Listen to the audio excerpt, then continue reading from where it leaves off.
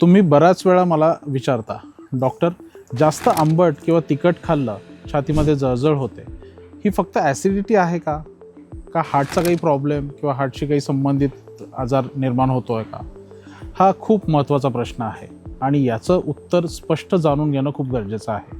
आपण जे खातो ते आपल्या पोटात जातं, पोटामध्ये ॲसिड तयार होतं, हे अन्न पचवायला मदत करत असतं. पण काही वेळा हा ॲसिड वरच्या दिशेने आपलं अन्ननलिकेमध्ये पुन्हा परत जातो आणि त्याला आपण ॲसिड रिफ्लेक्स म्हणतो. तेव्हा छातीमध्ये जळजळ होणं, घशात जळजळ होणं, आंबट ढेकर येणं अशी लक्षणं दिसतात.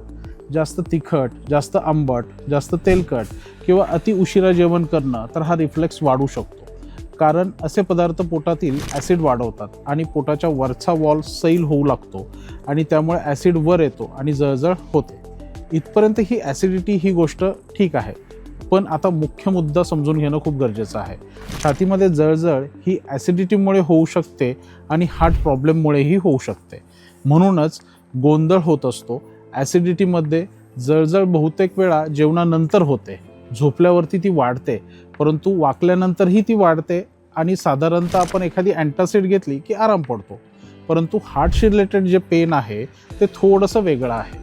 तो छातीवरती दाब आल्यासारखं वाटणं, जडपणा आल्यासारखं वाटणं, कित्येक वेळा डाव्या खांद्यामध्ये दुखणं, हातामध्ये दुखणं, मानेमध्ये दुखणं, जबड्यामध्ये पसरून येणं ते दुखणं, चालताना, जिने चढताना आपल्याला हृदयावर ताण आल्यासारखा जाणवून येतो, घाम येतो, श्वास लागतो, दम लागतो, ही अशी लक्षणं आपल्याला दिसून येतात. आता इथपर्यंत जर पाहिलं आपण तर ह्या लक्षणांवरून आपल्याला अंदाज येऊ शकतो की हे हृदयाशी संबंधित आहे. आता इथे एक महत्त्वाची गोष्ट पण आहे, ती म्हणजे डायबिटीज असलेल्या लोकांमध्ये किंवा डायबिटीज असलेल्या पेशंट्समध्ये हार्ट पेन हे नेहमी एखाद्या टेक्स्टबुकसारखं असतं असं नाही. कित्येक वेळा आपल्याला कधी फक्त जळजळ, थकवा किंवा अस्वस्थ वाटणे इतकीच लक्षणं दिसू शकतात. त्यामुळे ते लोक याला ॲसिडिटी समजून दुर्लक्ष करतात. ही एक चूक खूप मोठी धोका ठरू शकते. जर छातीमध्ये जळजळ वारंवार होत असेल आणि चालताना ती वाढत असेल, रेस्ट घेतल्याच्या नंतर कमी होत असेल किंवा पुन्हा शुगर, BP किंवा कोलेस्ट्रॉल्स, वेट वाढणं हे जर जास्त प्रमाणात आपल्याला दिसत असेल तर ते फक्त ॲसिडिटी आहे असं गृहीत धरू नका. एकदा चेकअप करणं केव्हाही सेफ राहतं. आता दुसरा भाग एक समजून घेणं गरजेचं आहे. जास्त तिखट किंवा आंबट खाल्ल्यामुळे थेट हार्ट अटॅक होत नाही, परंतु इनडायरेक्टली हार्टची रिस्क वाढू शकते. कारण जास्त तेलकट, सॉल्टी किंवा प्रोसेस्ड केलेलं फूड घेतल्यामुळे वेट वाढतं, पोटावरचा फॅट वाढतो, BP वाढायला सुरुवात होते, कोलेस्ट्रॉल वाढायला सुरुवात होते. हे सगळं मिळून इनडायरेक्टली आपल्याला हार्ट डिसीजची रिस्क वाढायला सुरुवात होते. तसंच वारंवार रिफ्लेक्समुळं झोप बिघडते. झोप कमी झाली की शुगर, BP हे दोन्हीही कंट्रोलच्या बाहेर जाऊ शकतात. म्हणूनच सुरुवात ॲसिडिटीपासून होते, पण लाईफस्टाईल सुधारली नाही तर पुढे मात्र हार्टची रिस्क वाढत जाते.